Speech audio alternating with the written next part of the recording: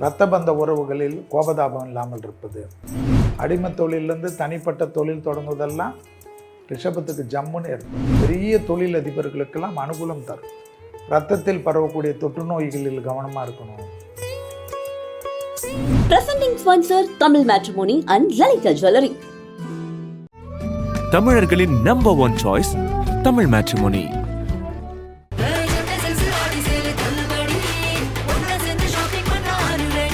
The Chennai Silks and Aha Oho Adi Sale 50% வரை தள்ளுபடி.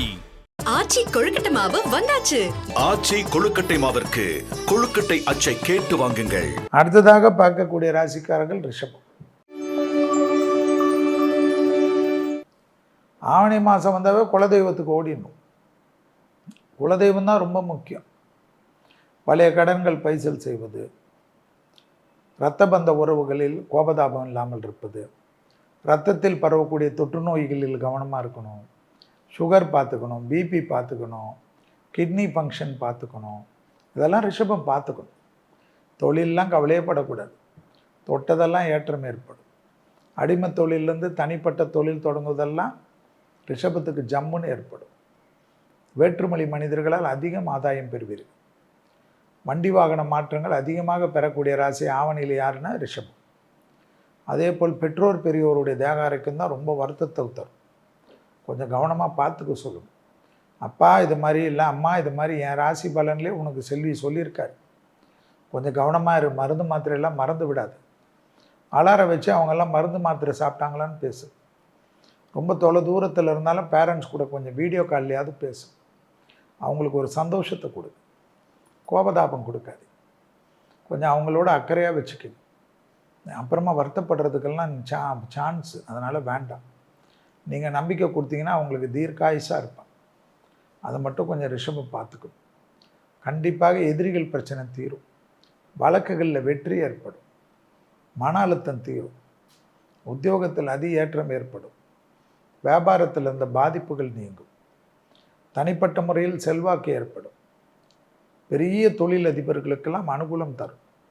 இந்த கிளியரன்ஸ் ஆகலை, இம்போர்ட் ட்ரேடிங் லைசன்ஸ் ஆகலை, இன்வெஸ்ட்மெண்ட் வரல, எல்லாமே எதிர்பார்த்துருப்பீங்க.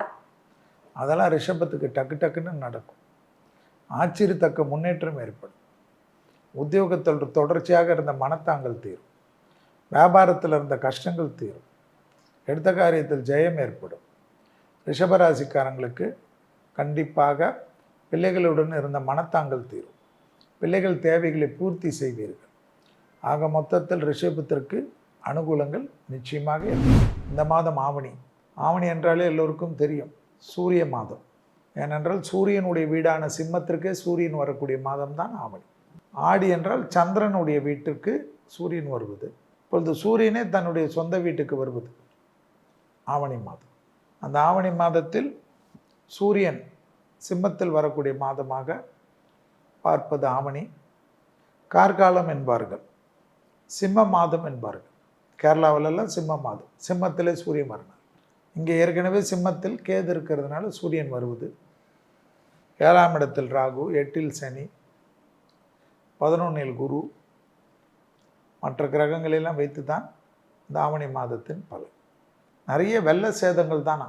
தமிழ்நாடுலாம் வெள்ளத்தில் எப்படி தப்பிக்கும்ன்றதுக்கு இப்போவே அதிகாரிகள்லாம் நல்ல திட்டங்கள் போடணுமா. சென்னை பகுதிகள்லாம் வெள்ளம், புயல், காற்று எல்லாம் வருமா பஞ்சாங்கத்தில்.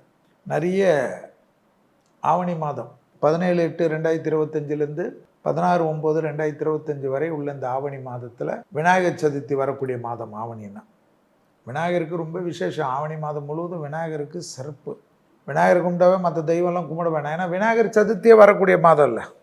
அவருடைய பர்த்டே ஹாப்பி பர்த்டே டெய்லி சொல்லிவிடுங்க ஆவணி மாதம். அதே போல் விநாயகர் சதுர்த்தி 2 நாள் 26, 27 உங்களுக்கு எது வசதியோ அதை பண்ணிக்க. நான் அதிலெல்லாம் உள்ளே வரதே இல்லை.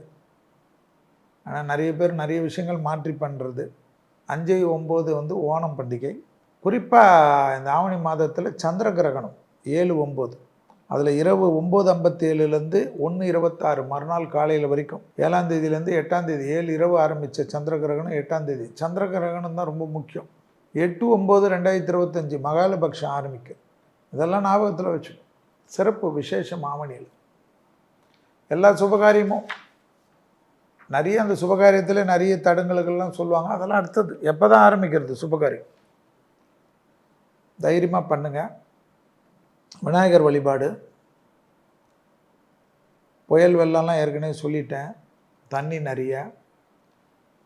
ட்ரம்ப்பெல்லாம் நிறைய கோபதாபமாக இருந்தார் இல்லையா அமெரிக்க அதிபர்.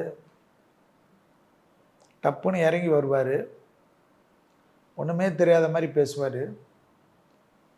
ஏன்னா அவருக்கு நிறைய பிரச்சனை இந்த ஆவணி மாதத்தில் வரும். அது வர்றதுனால அது அவருக்கு ஏற்றுக்க முடியாது. குரோதத்தோடு தான் இறங்குவார்.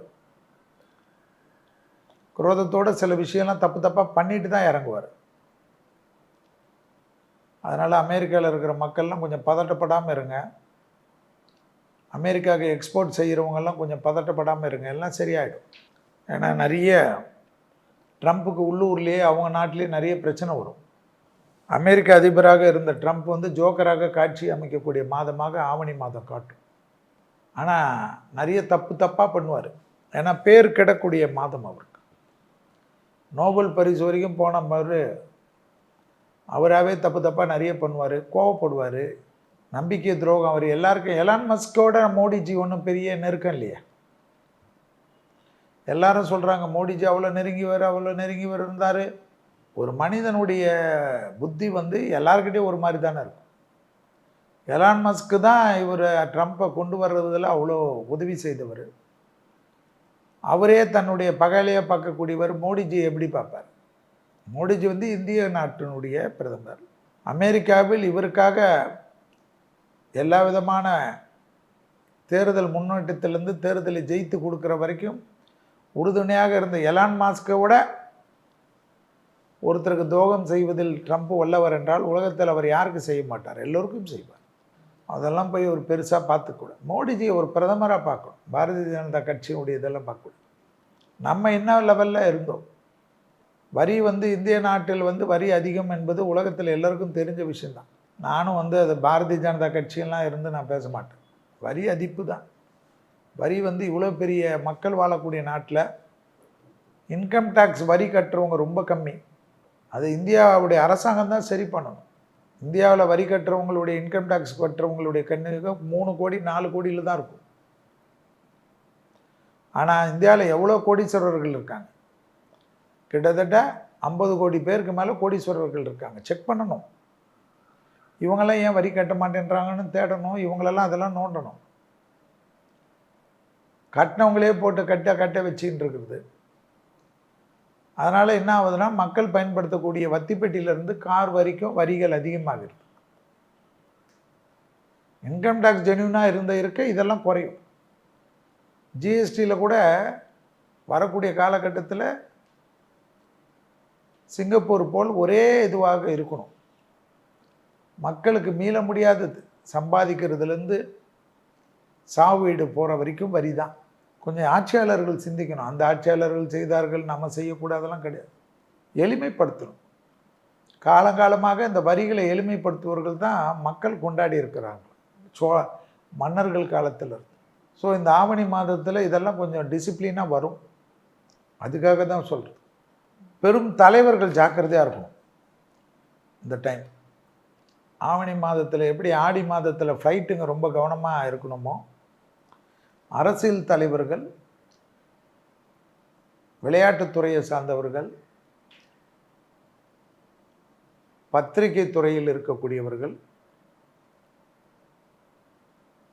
இராணுவத்தில், போலீஸ் துறையில், ஏர்ஃபோர்ஸில், நேவியில் இருக்கக்கூடிய பெரிய பெரிய பொறுப்பில் இருக்கக்கூடியவர்கள், அடுத்ததாக பார்த்திங்கன்னா பெரும் அதிகாரிகள், மக்களிடத்தில் செல்வாக்கு பெற்ற அதிகாரிகள், தொழிலதிபர்கள், அரசியல் தலைவர்களுக்கெல்லாம் ரொம்ப கொஞ்சம் கெட்ட நேரமாக கேதுவோட சூரியன் சேர்றதுனால பெரும் பொறுப்பில் இருக்கக்கூடிய அரசியல் தலைவர்கள், முதல்வர்கள், பிரதமர்கள், ஜனாதிபதிகள், உபஜனாதிபதிகள், மந்திரிமார்கள் தேக ஆரோக்கியத்தில் ரொம்ப கவனமாக இருக்கணும். டப்புன்னு கவுத்து விட்டுருமா கிரகம். வண்டிகளில் விபத்துகள் அதிகமாக ஏற்படுவதெல்லாம் பார்த்திங்கன்னா மக்கள் செல்வாக்கு மிக்க தலைவர்கள், முதல்வர்கள், இது போல் இருக்கவங்கெல்லாம் இந்த வாகனங்களை கரெக்டாக இந்த டிரைவரு புதுசாக ஒரு டிரைவர் வராங்கன்னா வாகனத்துலலாம் இந்த மாதிரி லீடர்ஸுடைய இதெல்லாம் செக் பண்ணணுமா வேர்ல்டு ஃபுல்லாக. தேகாரோக்கியத்தில் நிறைய தலைவர்கள்லாம் மாட்டுவாங்களாம், தலைவிகள், தலைவர்கள், பெண் தலைவர்கள்.